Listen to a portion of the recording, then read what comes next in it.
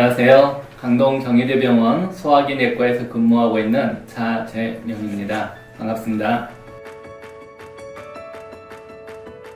그렇죠. 크론병은 일단 병명부터서 좀 생소한데요. 크론이라는 사람의 이름을 따와서 만들어진 병명입니다. 우리가 염증성 장질환이라는 질환군이 있어요. 우리가 음식을 먹으면 음식이 내려가서 몸 밖으로 배출되는 그 길을 소화관이라고 하는데요. 소화관에 원인 미상의 염증이 생기는 질환을 염증성 장질환이라고 합니다.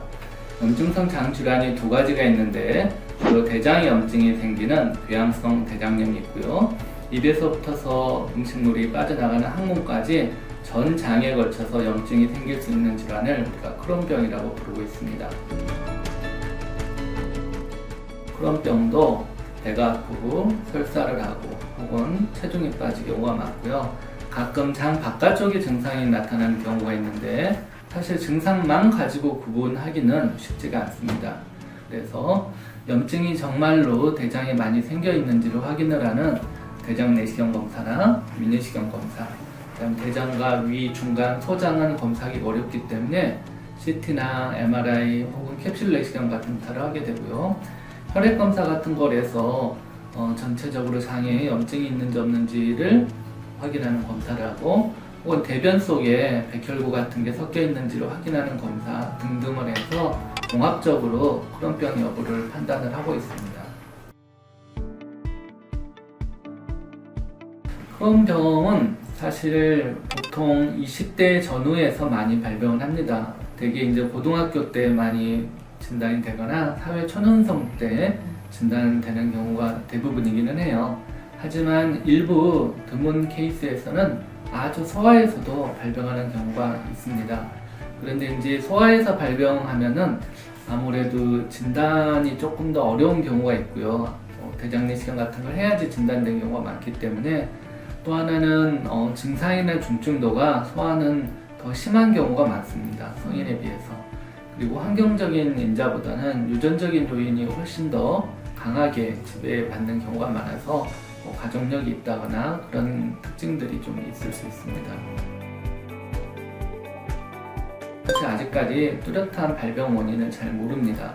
크론병과 관계에 있는 여러 가지 유전자들이 많이 발견되고는 있지만 딱히 이 유전자가 100% 크론병을 유발하게 되는 그런 유전자라는 건 아니고요.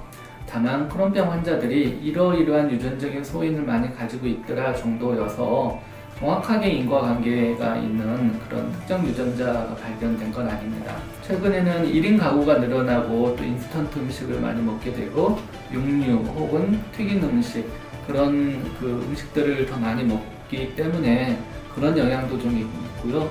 일부에서는 뭐 미세먼지나 그런 환경적인 영향도 있다고는 하지만 확실하지는 않습니다.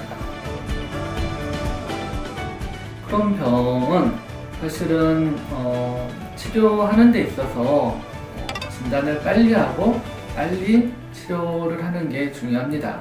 어떤 병이든 마찬가지겠지만 크론병은 진단이 되고 나면 병이 가만히 있는 게 아니고요. 병이 점점 진행을 합니다. 진행을 하면서 안 좋은 쪽으로 진행을 하게 되는데요. 예를 들어 크론병의 이 발병 초기에는 전체적인 크론병 중에서 염증 부분이 많이 차지를 하고 있어요. 우리가 약물로 치료할 수 있는 것은 염증 부분입니다. 그래서 약물로 치료하면 염증 부분이 많이 좋아질 수 있는데요. 발병 기간이 오래되게 되면은 염증 부분이 줄어들게 되고 협착이나 아니면 누건과 같이 약물로 치료할 수 없는 그런 합병증이 더 많이 늘어나게 됩니다. 누공이나 협착 같은 게 생기게 되면 그건 약을 먹어도 없어지지가 않습니다. 그래서 되게 이제 수술로 치료를 하거나 아니면 해당 부위를 어떻게 절제를 해야지 해결이 되는 문제지 약을 먹는다고 해서 한번 좁아진 장이 다시 넓어지지는 않습니다. 그래서 초기에 적절한 약물을 선택해서 열심히 잘 치료해서 염증을 많이 줄어들게 하는 게 치료 전략 중에 하나입니다. 저는 특별히 기억이 나는데 다른 병원에서 이미 크론병이라는 건 진단을 받았었고요. 두 가지 크론병에 가장 잘 듣는 생물학적 제재로 치료를 했었는데 치료에 반응을 하지 않았습니다. 그리고 약물 치료를 했는데 약물 치료도 반응을 하지 않았고 그 사이에 합병증이 생겨서 장에 구멍이 생겨서 뱃 속에 한 9cm 정도의 큰 고름 주머니가 생긴 상태로 내원을 했습니다.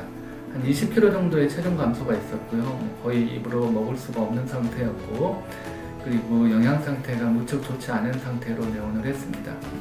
그래서 저희 병원에 와서는 일단 영양 상태 개선부터 시작을 해서 항생제와 바깥으로 고름을 빼내는 그런 치료를 했었습니다. 사실은 그 정도로 심하면 수술을 빨리 고려를 해야 되는데 환자가 젊은 여성이다 보니까 수술을 좀 극도로 꺼려하고 또 뱃속 상태가 워낙에 심각해서 수술이 아주 작은 수술로 끝날 수 있을지 아니면 생각보다 장도 많이 절제를 하게 되고 여성 구속기관까지 같이 절제를 하게 되는 그런 위험도 있었기 때문에 수술을 선뜻 결정하지 못했습니다. 처음에는 저희도 고름을 바깥으로 빼고 항생제 치료를 했었는데 고름 주머니가 이제 시간이 오래되면 이 안에 격벽이 생기게 돼요. 마치 벌집처럼 서로 여러 개의 방으로 나눠지게 되는데 그러면 고름을 바깥으로 빼내도 여러 개 방이 서로 분리되어 있어서 고름이 한꺼번에 다 제거가 잘 안 됩니다. 그래서 결국은 장의 구멍과 그 고름 주머니를 제거하는 수술을 했고요. 그 이후에 약물 치료를 해서 지금은 치료 경과가 좋습니다. 한 20kg 이상 체중도 많이 늘었고 그때 영양 상태도 대부분 다 개선이 됐고 오히려 요즘은 살이 쪄서 다이어트를 좀 한다는 그런 행복한 고민을 하고 있어서 경과가 좋은 환자였던 것 같습니다. 고름병을 처음 진단받으면 환자들이 좌절하게 되는 제일 첫 번째 키워드 중에 하나가 난치성 질환이라는 거예요.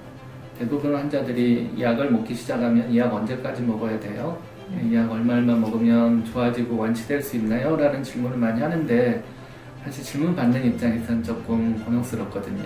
이게 완치되는 질환은 아니고 우리가 상당히 관해에 이른다는 표현을 쓰는데요. 증상도 하나도 없고 약도 아예 끊는 게 아니라 환자의 증상이나 내시경 소견을 가장 좋게 할 수 있는 최소 용량으로 유지하는 게 우리가 일종의 치료의 목표인데 환자들은 그 약마저도 끊고 싶죠. 끊고 제거를 안 하는 게 사실 완치의 개념일 텐데요. 약을 끊으면 대부분 환자들이 일정 시간이 지나서 다 재발을 하게 됩니다. 혹은 악화가 됩니다. 그래서 의사들 입장에서는 어지간히 상태가 좋은 환자가 아니고서는 약을 끊어도 됩니다라고 자신있게 얘기할 수 있는 의사가 별로 없어요. 그래서 사실 꾸준히 약을 잘 복용하는 게 무엇보다 중요할 것 같고요. 다만 조금 너무 낙담할 필요는 없는 게 요즘은 좋은 약들이 많이 나와 있습니다. 그래서 과거에 비해서 수술을 하는 환자들도 많이 줄어들고요. 그리고 관해에 이르러서 다른 사람들과 정상적인 생활을 똑같이 하는 환자들도 많습니다. 그래서 다른 건강한 사람들과 굳이 차이점이 있다면 꾸준히 치료를 지속해야 된다는 것만 다르지 건강한 사람들이 하는 모든 신체 활동이나 사회 활동은 다 똑같이 할 수 있습니다.